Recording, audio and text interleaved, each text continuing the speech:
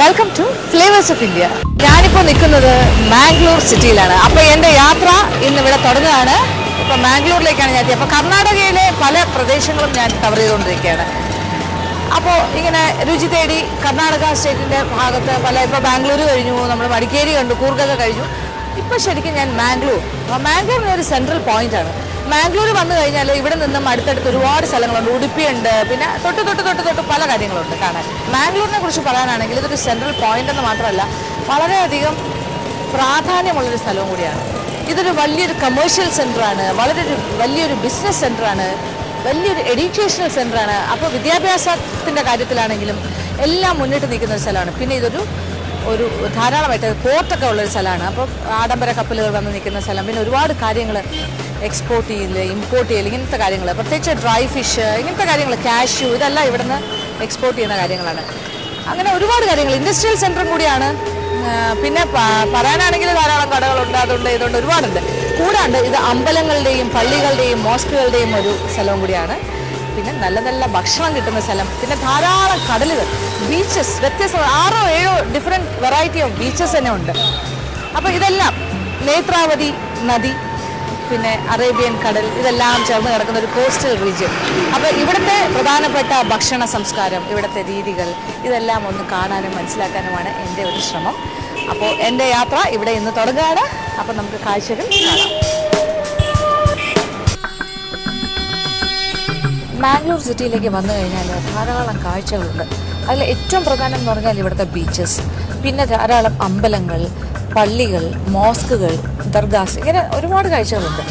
അപ്പോൾ ഞാനിപ്പോൾ പോകാൻ പോകുന്നത് ഉല്ലാൽ എന്ന് പറഞ്ഞൊരു സ്ഥലത്താണ്. ഉല്ലാൽ എന്ന് പറയുമ്പോൾ അവിടെ ബീച്ചൊക്കെ ഉള്ളൊരു സ്ഥലമാണ്. ബീച്ചുണ്ട്, പക്ഷെ അതിനേക്കാട്ടിലും പ്രധാനം അവിടുത്തെ ദർഗയാണ്. അവിടെ വളരെ ഫേമസ് ആയിട്ടുള്ളൊരു സെയിൻറ്റിൻ്റെ ദർഗയുണ്ട്, ഒരു മോസ്ക് ഉണ്ട്. അപ്പോൾ സെയിൻറ്റ് മുഹമ്മദ് ഷെറിഫുൽ മദനി അദ്ദേഹത്തിൻ്റെ ഒരു ദർഗയാണത്.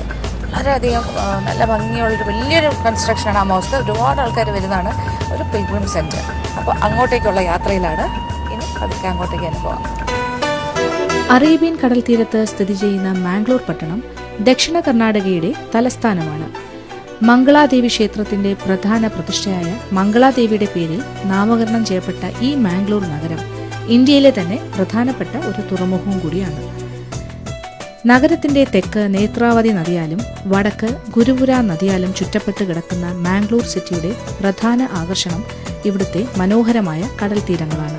നേത്രാവതി നദി ഒരു പൊഴിയായി രൂപാന്തരപ്പെട്ട് അറേബ്യൻ കടലിലേക്ക് ഒഴുകിയെത്തുന്ന മനോഹരമായ കാഴ്ചയും ഈ നഗരത്തിന് സ്വന്തം. മാംഗ്ലൂർ സിറ്റിയുടെ ഹൃദയഭാഗത്തു നിന്നും ഏകദേശം 5 കിലോമീറ്റർ അകലം മാത്രമേയുള്ളൂ പ്രസിദ്ധമായ ഉള്ളാൾ ദർഗയിലേക്ക്. 5 വർഷത്തിലൊരിക്കൽ നടക്കുന്ന ഇവിടുത്തെ ഉറൂസ് മഹോത്സവം എല്ലാ മതസ്ഥരെയും ആകർഷിക്കുന്നു. ഞാനിവിടെ മാംഗ്ലൂരിലെ ഒരു പ്രധാനപ്പെട്ട സ്ഥലത്ത് നിൽക്കുകയാണ്. ഉല്ലൽ എന്ന് പറയുന്ന ഉല്ലാൽ, അത് ശരിക്കും ഒരു 5 കിലോമീറ്റർ മാംഗ്ലൂർ പരിസരം തന്നെയാണ്. ഇവിടുത്തെ പ്രശസ്തമായ ഒരു മസ്ജിദിൻ്റെ ഫ്രണ്ടിലാണ്. ഇത് വളരെ പേരെടുത്ത ഒരു മുസ്ലിം പിൽഗ്രിം സെൻ്ററാണ്. ഇത് സെയിൻറ്റ് മുഹമ്മദ് ഷെറിഫുൽ മദനി അദ്ദേഹത്തിൻ്റെ ദർഗയാണ്. ഇവിടെ 5 വർഷത്തിലൊരിക്കൽ ഉറൂസ് എന്ന് പറഞ്ഞൊരു വലിയ മഹോത്സവം തന്നെ നടക്കാറുണ്ട്, ഒരു ഫെസ്റ്റിവലുണ്ട്. അപ്പോൾ ഒരുപാട് വിശ്വാസികൾ ഇവിടെ വന്ന് തൊഴുതു പോകുന്ന ഒരു സ്ഥലം കൂടിയാണ്. ഇതൊരു ഫേമസ് പ്ലേസാണ്, നല്ലൊരു പള്ളിയാണ്. പിന്നെ തീർച്ചയായിട്ടും മാംഗ്ലൂരിൽ വന്നാൽ സന്ദർശിക്കാൻ പറ്റിയ ഒരു നല്ല സ്ഥലം.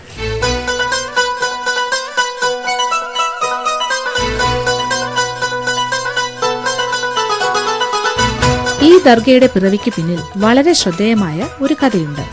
400 വർഷങ്ങൾക്ക് മുൻപ് സെയ്ദ് മുഹമ്മദ് ഷെരീഫുൽ മദനി എന്ന ഒരു ദിവ്യൻ സൗദി അറേബ്യയിൽ നിന്നും ഒരു കഷ്ണം തുണിയിൽ ഇരുന്നു കൊണ്ട് കടൽ മാർഗം സഞ്ചരിച്ച് ഉള്ളാൾ തീരത്ത് എത്തുകയും ഉള്ളാൾ ഗ്രാമത്തിലെ മേലങ്ങാടിയിലെ ഒരു ചെറിയ പള്ളിയിൽ താമസിച്ച് പാവപ്പെട്ടവർക്കും കഷ്ടപ്പെടുന്നവർക്കുമായി അദ്ദേഹത്തിന്റെ സ്നേഹം പകർന്നു നൽകി. അദ്ദേഹത്തിന്റെ പ്രാർത്ഥനയിലൂടെ പലർക്കും പല അത്ഭുതകരമായ അനുഭവങ്ങൾ ഉണ്ടാവുകയും ജാതി മത ഭേദമന്യേ ജനങ്ങൾ അദ്ദേഹത്തിന്റെ ദർശനത്തിനായി തിങ്ങിക്കൂടി എന്നുള്ളതും ചരിത്രം.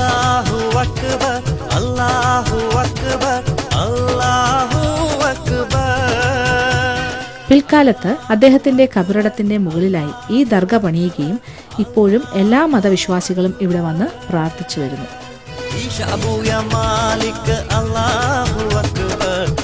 शिरडी साई सत्य साई या मालिक अल्लाहु अकबर अंत शिरडी साई से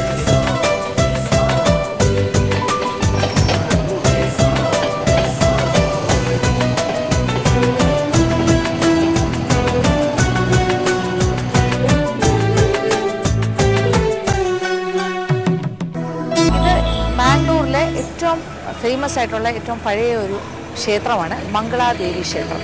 അതിൻ്റെ മുന്നിലാണ് ഞാനിപ്പോൾ നിൽക്കുന്നത്. ഇതൊരു 10th സെഞ്ച്വറിയിൽ പണിത ക്ഷേത്രമാണ്.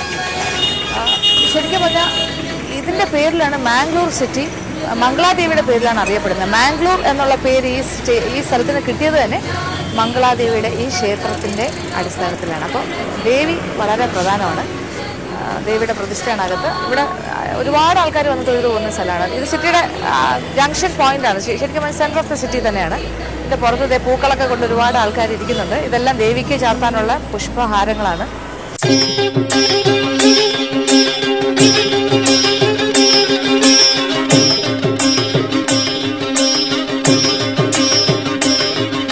മല്ലിപ്പൂ, പിച്ചിപ്പൂ എല്ലാം ഉണ്ട്, ജമന്തി. പിന്നെ ഇവിടെ മൾട്ടി കളർഡ് ഫ്ലവേഴ്സ്. ഇങ്ങനെ നമ്മൾ ഈ സാധാരണ ഡെക്കറേഷൻസിന് ഉപയോഗിക്കുന്ന എന്താ പറയുക, ടേബിൾ അറേഞ്ച്മെന്റ്സിനൊക്കെ ഉപയോഗിക്കുന്നുണ്ടല്ലോ, അങ്ങനത്തെ ഫ്ലവേഴ്സ് ഉണ്ട്. ഇപ്പോൾ നമ്മൾ ബാംഗ്ലൂരിനൊക്കെ ഇറക്കുമതി ചെയ്ത് കൊണ്ടുവരുന്ന അങ്ങനത്തെ ഫ്ലവേഴ്സും ഹാരമായിട്ട് കെട്ടി വെച്ചിട്ടുണ്ട്. ഈ ഫ്ലവർ അറേഞ്ച്മെന്റ്സിന് ഉപയോഗിക്കുന്ന പുഷ്പങ്ങളില്ലേ, ആ ടൈപ്പ് അതുണ്ട്. പിന്നെ വേറൊരു കളറും കാണുന്നുണ്ട്, വ്യത്യാസമുള്ളൊരു. ഇത് ദണ്ഡപ്പൂ. എനിക്ക് തോന്നുന്നു ദേവിക്ക് വളരെ ഇഷ്ടപ്പെട്ട ഹാരമായിരിക്കാം ദണ്ഡപ്പൂ എന്ന് പറഞ്ഞിട്ട്. അങ്ങനെ കുറേ കാര്യങ്ങൾ. റോസാപ്പൂവും കൊണ്ടുവച്ചിട്ടുണ്ട്. അപ്പോൾ ഇതെല്ലാം തന്നെ ദേവിക്ക് ചാർത്താനുള്ള പുഷ്പഹാരങ്ങളും പുഷ്പങ്ങളും ഒക്കെ.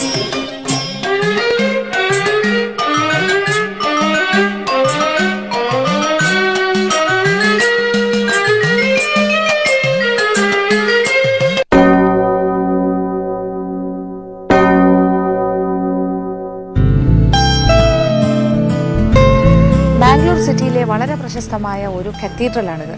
ഇവിടെ ധാരാളം പള്ളികളും ഉണ്ട്. അതിൽ ഒരു പ്രധാനപ്പെട്ട വൺ ഓഫ് ദ ഓൾഡസ്റ്റ് എന്ന് പറയാം, ഏറ്റവും പഴക്കം ചെന്ന പള്ളികളുടെ കൂട്ടത്തിൽ ഒരു പ്രധാനപ്പെട്ട പള്ളിയാണിത്. ഇത് റൊസാരിയോ കത്തീഡ്രൽ. ഇത് ശരിക്കും 1568 പോർച്ചുഗീസുകാർ നിർമ്മിച്ച പള്ളിയാണ്. അപ്പോൾ അതിൻ്റെ പ്രാധാന്യം മനസ്സിലായല്ലോ. അത്ര പഴക്കം ചെന്നൊരു പള്ളിയാണ്. അതിപ്പോഴും അതുപോലെ തന്നെ സൂക്ഷിക്കുന്നു. ഇപ്പോൾ ഇവർക്ക് ഈ പള്ളിയോടനുബന്ധിച്ച് സ്കൂൾസ് ഉണ്ട്, ഒരുപാട് കാര്യങ്ങളൊക്കെ ഇവിടെ ഉണ്ട്. അപ്പോൾ നല്ല ഒരു എഡ്യൂക്കേഷണൽ സെൻറ്ററും കൂടിയാണ്. ലേണിംഗ് സെൻറ്റർ ഉണ്ട്, കൂടാണ്ട് പള്ളിയുടെ ആ ഒരു ആംബിയൻസും ഒക്കെ കീപ്പ് ചെയ്യുന്നുണ്ട്. ശരിക്കും വന്ന് കാണേണ്ട ഒരു സ്ഥലമാണ്.